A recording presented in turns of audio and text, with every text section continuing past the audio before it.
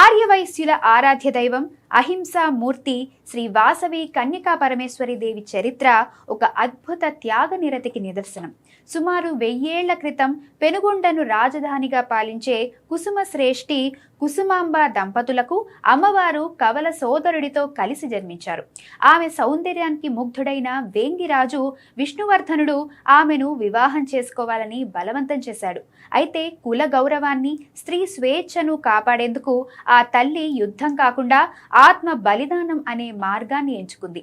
102 గోత్రాల దంపతులతో కలిసి అగ్ని ప్రవేశం చేసే ముందు తన నిజ రూపాన్ని చూపి అహింస గొప్పదనాన్ని చాటింది.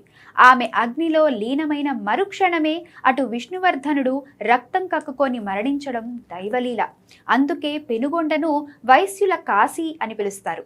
ఈ 11వ శతాబ్దం నాటి ఆలయంలో అమ్మవారు కన్యకా రూపంలో నేటికి భక్తుల కోరికలు తీరుస్తున్నారు. అమ్మవారి జయంతి వేళ ఆ తల్లిని స్మరిస్తే సకల శుభాలు కలుగుతాయని భక్తుల విశ్వాసం. ఈ కథ కేవలం ఒక కులానికి సంబంధించింది కాదు, స్త్రీ శక్తికి, శాంతికి నిదర్శనమని చెప్పాలి.